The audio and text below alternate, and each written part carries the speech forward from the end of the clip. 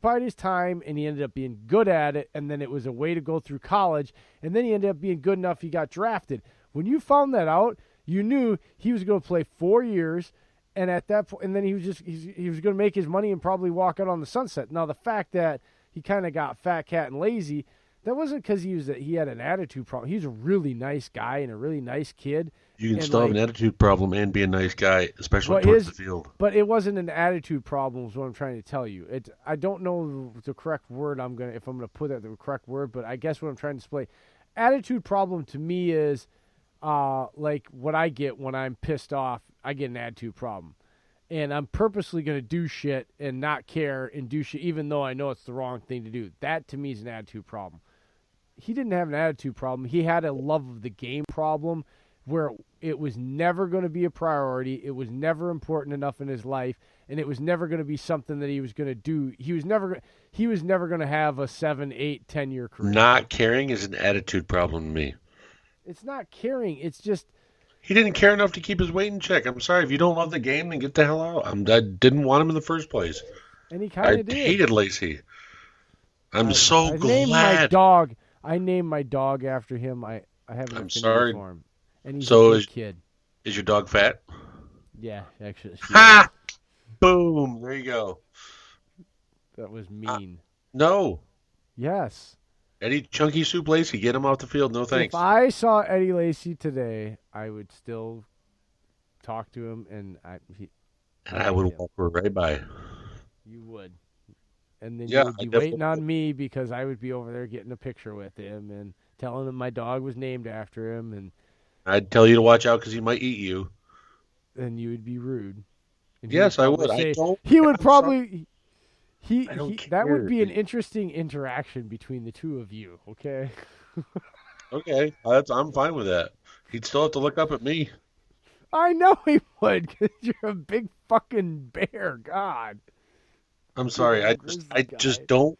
That to me, that's just my perspective. If you don't have the love for the game, and if you know you're getting running back 1 stats, if you know you're getting running back 1 reps, week in and week out, the team is planning to use you as running back 1.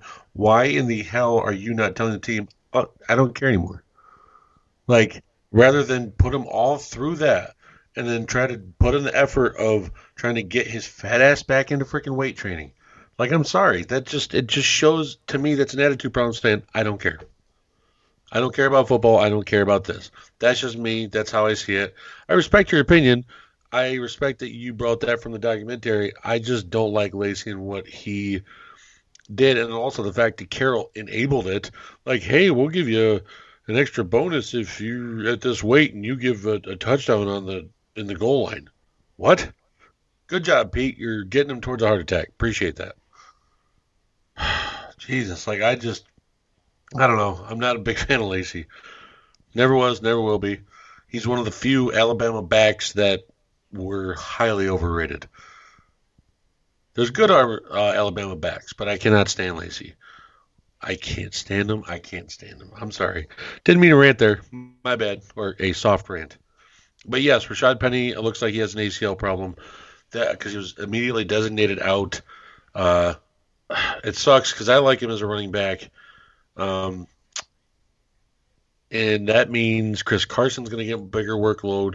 CJ Preuss will be back.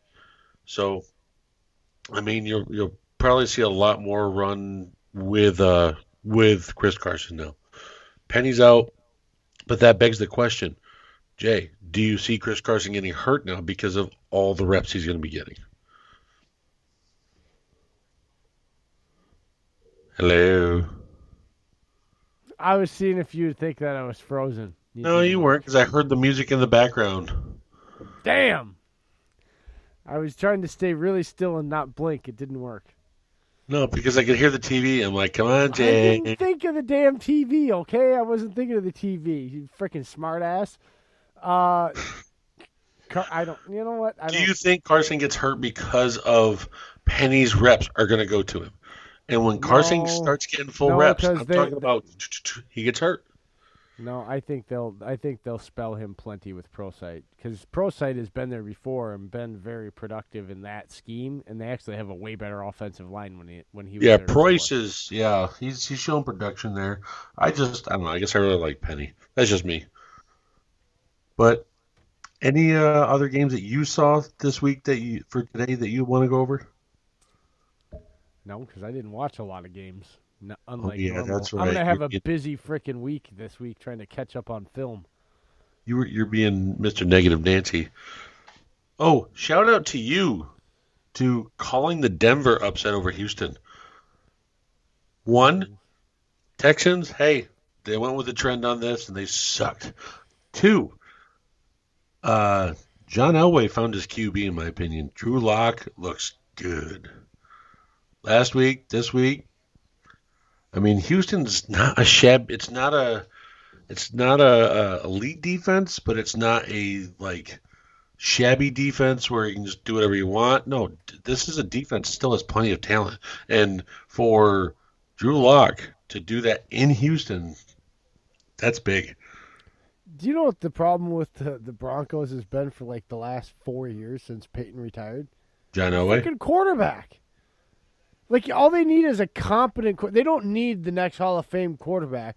They need a competent, Well, Drew Lock got hurt in consistent training guy. camp. Remember, That's they my would have point. started Like him sooner Locke, I don't know if Locke is gonna like. There's not even enough real film because the I'm just offense saying he I played in like was him so. But because you of know what what? he's done.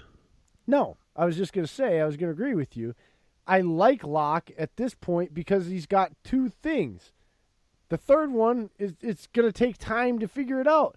The first two is he's confident and he's competent. I don't mean to be mean about it, but like like other than the 2012-2013 season, what was Joe Flacco's grade at? I mean, not much. He really wasn't. Besides He that was one year. average. He was average. And that 1 year, they were 9-7. He was just average, and he got hot as hell in the playoffs. Congratulations, you got a ring. Can't take that away. But I'm not saying he's a confident, competent quarterback week in and week out.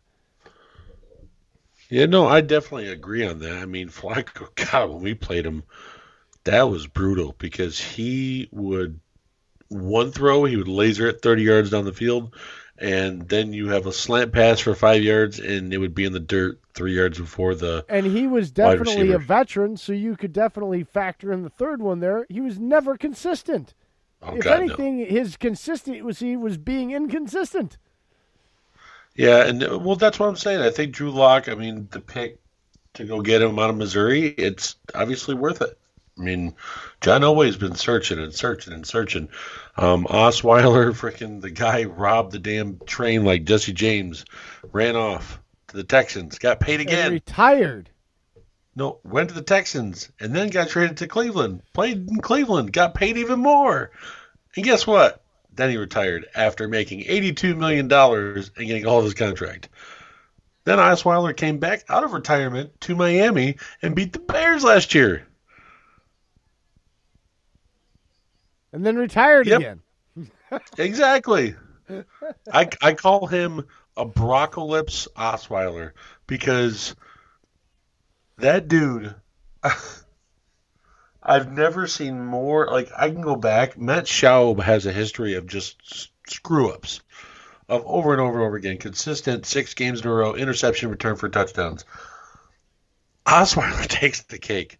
Like, I've never seen so many screw ups in just consistent games. Is it And your birthday today? God damn it, I really wish you weren't going to say that on air. Yes, it is right now. Happy birthday, Dave. Yay, 32. We're on the air after midnight. Dave's I now hate it. 32. No, here's why. You can be pissed at Skype, Dave. Did it tell you? No, because I'm looking at my screen here and I'm looking down. I'm like, why is there a fucking birthday cake emoji spinning at the bottom of my screen down here? And then all of a sudden Told I'm you. like, Yeah. Wait a second. Dave said his birthday was coming up. Is it that day already? Feels like that was like a week December ago. 9th. He said it. Well, congratulations on making it to 32. You're not dead yet. Yeah, it might be next year. My heart's full of bacon grease and 10W40 weight oil. Hey, that's what keeps you ticking. Bacon. No, it's what's making my aorta valve shut down. Eat more garlic. That'll open that bastard right back up. No, because that'll smell. No. I do not smell like. Why does everybody think if you eat a lot of garlic, you sweat garlic stink? I eat garlic on everything but eggs, and I do not smell like garlic stink. No wonder that hair is so shiny. No, that's the olive oil leave-in conditioner that I use. Did you say olive garlic oil? Olive oil. I did not say garlic. Oh, yeah. I'm definitely messaging Dylan. Dude, Jay puts garlic in his hair. That's not what I said. All right, that's it. I know. We're taking our last break, and then we're coming back to close out the show. Okay.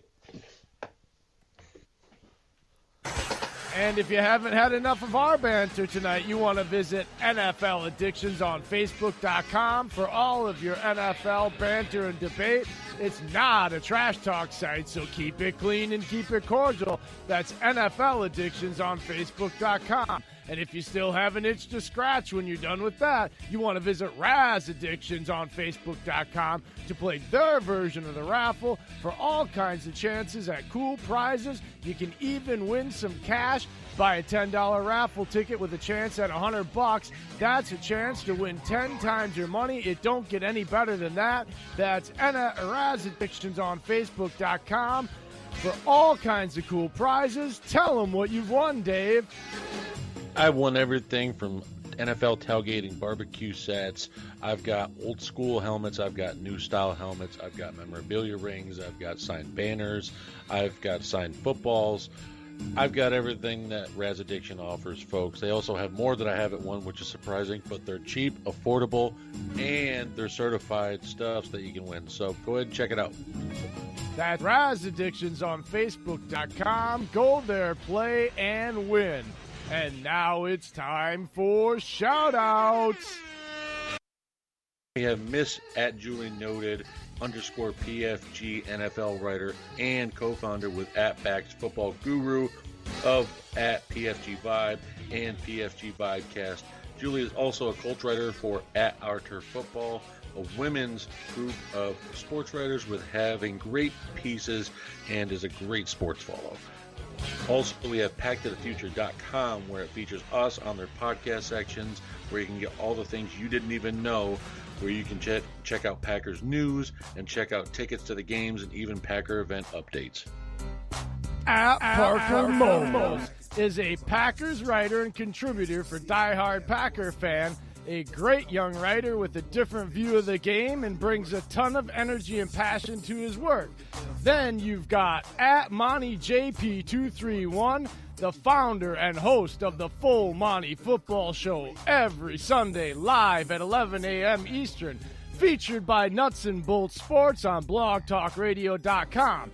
He works hard on Sundays so you don't have to. And follow the rest of the crew too at Greg Cowboys, at Lion Cuban, and at the other George Lopez. Again, that's at MontyJP231 on the Twitter.